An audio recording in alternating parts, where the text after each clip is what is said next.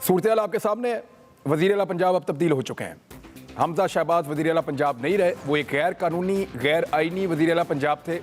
Deputy speaker ने जो ruling दी थी वो भी गैर कानूनी गैर आइनी रूलिंग थी और उसको सुप्रीम कोर्ट ऑफ पाकिस्तान ने उड़ा दिया। उसके बाद ये कहा गया कि परवेज़ इलाही साहब फौरी तौर पे हलफ लें, कोई वैक्यूम ताकि ना हो। पंजाब में 12 करोड़ का सूबा है और फिर उसके बाद परवेज़ इलाही साहब ने गवर्नर से हलफ लेना था, वहाँ नहीं हो पाया तो सुप्रीम कोर्ट ने पहले कह रखा था कि इस सूरत में जाकर सदर पाकिस्तान से हलफ लें।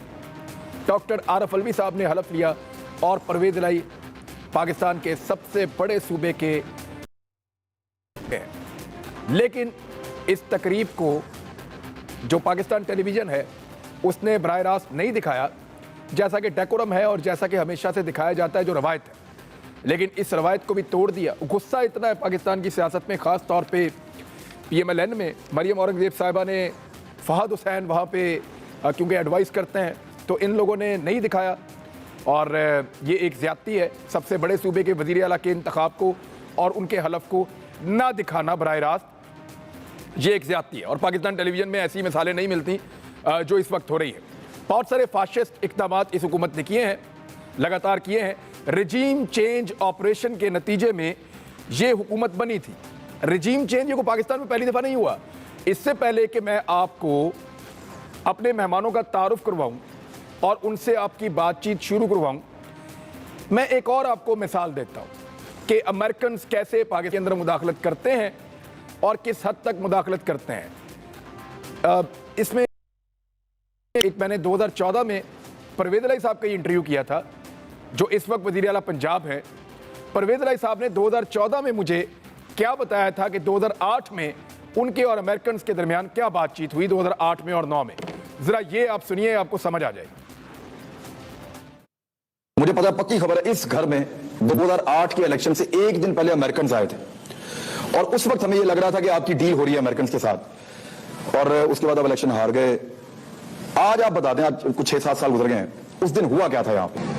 इलेक्शन से एक दिन पहले जहां आप बैठे हैं इसी घर में जो बाइडन साहब जो अब वाइस प्रेसिडेंट है अमेरिका के, जी जॉन कैरी जो उनके स्टेट मिनिस्टर हैं इसके फॉरेन अफेयर्स के, और चक हेगल जो डिफेंस मिनिस्टर है, वो इधर आते हैं हमारे घर।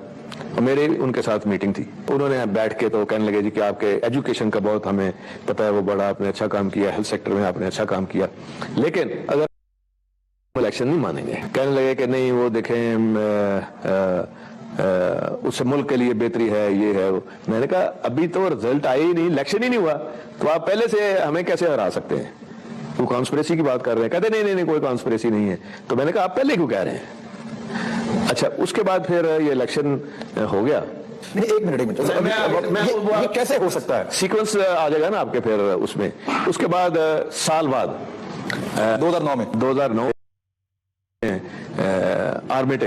रिचर्ड आर्मिटेज ओबामा साहब ने ये थिंक टैंक बनाया था कि किस तरह पाकिस्तानी अवाम और अमेरिकन जो अवाम है उनको करीब तर लाया जाए।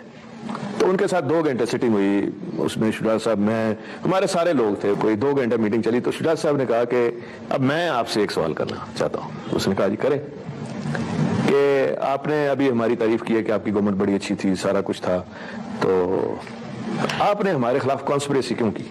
तो उसने कहा कि मैं हमेशा सच बोलता हूँ, मैं आपको सच्ची बात बताऊंगा, मैं नहीं था इसमें। Condoleezza Rice and your own 2 friends. Condoleezza Rice, yes, and your own 2 friends. हमने कहा कौन से हमारे 2 फ्रेंड्स? कहता है जी कि मुशर्रफ एंड तारक अजीज। अब मैंने कहा कि और मुशर्रफ सेक्रेटरी, ठीक है। मैंने कहा एक चीज मुझे बताएं, इलेक्शन से एक दिन पहले, 2008 के इलेक्शन से एक दिन पहले ये तीनों साहब आते हैं, चक हेगल, जॉन कैरी और जो बाइडन। तो वो यही बात कर रहे हैं कि अगर आप इलेक्शन जीत गए हम नहीं मानेंगे। आपके खिलाफ कॉन्स्पिरेसी हुई है? डेफिनेटली उस इलेक्शन में हुई है ना। ये इलेक्शन की प्लानिंग पाकिस्तान से बाहर हुई है आपके ख्याल में? ये बहुत कुछ बाहर हुआ है। अमेरिका इतना असरअंदाज होता है जो सब डालना होता है? नहीं, वोट तो डालना होता है, तो आगे कौन होता है? बाकी कुछ अनफिनिश्ड सवाल मैं छोड़ रहा हूँ। ये नाज़रीन, मेहमानों का तारुफ करवा लेते हैं। ये आपने सुना, परवेज़ इलाही साहब उस दौर में भी कह रहे थे कि अमेरिकन आके परवेज़ इलाही साहब को मिलते हैं और वो कहते हैं आपने काम बहुत अच्छा किया लेकिन आपकी हुकूमत नहीं बननी चाहिए पाकिस्तान। और बाद में अमेरिकन आते हैं 1 साल के बाद, और जब उनसे पूछते हैं तो वो कहते हैं जी देखें ये थी साजिश, और इसमें पाकिस्तानी 2 जर्नैलों के उन्होंने नाम लिए, परवेज़ मुशर्रफ और तारिक अजीज़ साहब, और साथ उन्होंने कहा कि अमेरिका की जानिब से कोंडालीज़ा राइस इसके अंदर शामिल थी। जो बाइडन जो इस वक्त अमेरिका के सदर हैं वो इसके बारे में पहले से आगाह करके गए थे, यानी उनका झाका खुला हुआ है रजीम चेंज के मामलात में, और अब तो वो खुद अमेरिका के सदर हैं, तो उनका दौरे हुकूमत है वहाँ पे, और पाकिस्तान में एक मरतबा फिर रजीम चेंज हुआ, और इस मरतबा डोनाल्ड लू का एक लेटर आया था। तब जनरल रिटायर गुलाम मुस्तफ़ा साहब हमारे साथ मौजूद हैं, किसी ताज नहीं है। मुबशर जैदी साहब हमारे साथ मौजूद हैं, बहुत शुक्रिया सर आपका भी ज्वाइन करने के लिए। अदर कासमी साहब मौजूद हैं, और बहुत शुक्रिया आपका भी ज्वाइन करने के लिए। सबसे पहले मैं जनरल साहब ये आपके पास लेकर आता हूँ, ये दिल भरता क्यों नहीं है सर ऐसे तजर्बों से हमारे तजर्बाकारों का, कि हर थोड़े अरसे के बाद कोई ना कोई नया तजर्बा हो जाता है। यानी पहले अमेरिकन ये चौधरी परवेज़ अली अभी वज़ीर आला बने हैं, ये उन्होंने ही बात की है 27 फरवरी 2014 को मेरे साथ। देखिए इमरान, बदकिस्मती ये है कि हम बाकियों को तो छोड़ दें, पहले पाकिस्तान के अंदरूनी हालात देख लेना। अगर आप पाकिस्तान के अपने लोग इस तरीके से तैयार ना हो, जिस तरह ये नाम ले रहे थे जनरल मुशर्रफ का और तारिक अजीज़, खैर जर्नैल नहीं थे, वो एडवाइज़र थे इनके, और सॉरी साहब के ख़ास दोस्त थे वो। तो जब लोग आपके स्थिति से तैयार हो जाते हैं और आप समझते हैं वो कि भाई हमारी सालमियत या हमारी हुकूमत इसी तरह चलेगी, हमारी मदद इस तरह होगी, हमारी बैकिंग इस तरीके से होगी, और उनके साथ मिल जाते हैं, तो उसके बाद फिर पाकिस्तान के अंदर से मामलात को संभालना इतना मुश्किल रहता नहीं है। देखिए, हम जो चीज़ समझने की है वो ये है कि पाकिस्तान का मसला क्या है, दुनिया पाकिस्तान को देखती किस नज़र से है, और पाकिस्तान खुद अपने आप को किस नज़र से देख रहा है। आप मुझे बताइए कि आज पाकिस्तान में सियासी इख्तिलाफात छोड़ दें, क्या पाकिस्तान का कौमी बयानिया कोई है ऐसा जिस पर हम सब मुत्तफिक हों कि पाकिस्तान कौम क्या है, क्या चाहती है, और मैं आप किस तरफ लेके जाना चाहती है? नहीं, आपका किसी एक मसले पर भी एक इस तरीके से आप यकजा नहीं है, चाहे वो कश्मीर है, चाहे वो भारत के साथ लेकर है। दूसरी चीज़ मैं आपसे बताना चाहूँ, पाकिस्तान को दुनिया क्या देखती है कि ये एक खित्ते में एक ऐसी जगह पर वाक़या है जो बहुत सारा कुछ रोक सकता है, बहुत सारा कुछ कर सकता है।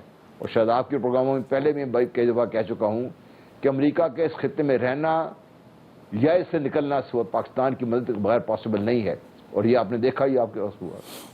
दूसरे पाकिस्तान को कैसे देखते हैं? पाकिस्तान ऐसे खित्ते में वाक़या है, एक न्यूक्लियर पावर है पाकिस्तान, जो एक एनॉमली है उनकी सोच के लिहाज से। पाकिस्तान को न्यूक्लियर पावर नहीं होना था।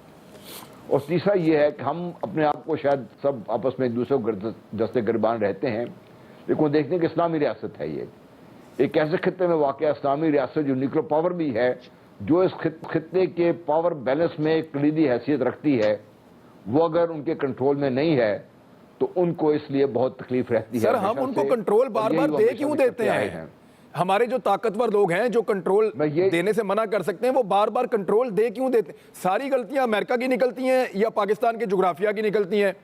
पाकिस्तान के इदारों या ताकतवर हलकों का कभी कसूर नहीं निकलता। पहले कहा, देखिए इमरान, मैंने आपसे पहले जब बात मैंने शुरू की बात यही की थी कि पाकिस्तान के अंदरूनी तौर पर अगर हम एक मुस्तहकम किसी एक जगह पे खड़े हों तो दुनिया की कोई ताकत आपको जितना मर्जी जोर लगाया कुछ नहीं कर सकती, जब से पाकिस्तान के अंदर से मामलात ऐसे ना हो।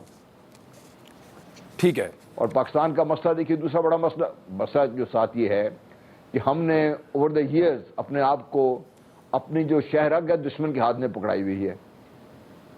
पाकिस्तान की इकॉनमी आप देखिए दिन ब दिन, आज तो खैर अभी सामने आपको नजर आ रहा है, हमारे जैसे लोग आज से नहीं बहुत अरसे से ये बात कर रहे हैं कि आप अपनी इकोनॉमिक कंडीशन को संभालिए। अगर आपको याद हो, जनरल बाजवा ने कराची में एक किसी कॉन्फ्रेंस में ये बात की, तो उस वक्त जो हुकूमत थी नून लीग की थी, बहुत बुरा बनाया था उन्होंने। इनको क्या हक पहुंचता है ये कहने का? आज आपके सामने चीजें नजर आ रही हैं। उन्होंने जब कहा था कि economy is Pakistan national security, बिल्कुल, जनरल बाजवा का भी स्टेटमेंट बहुत बुरा बनाया था। फिर ये आपके DGI SPR ने जो बात की थी कि हुकूमत आ गई तो सब ठीक हो गया, उसका भी लोगों ने बहुत बुरा बनाया। मैं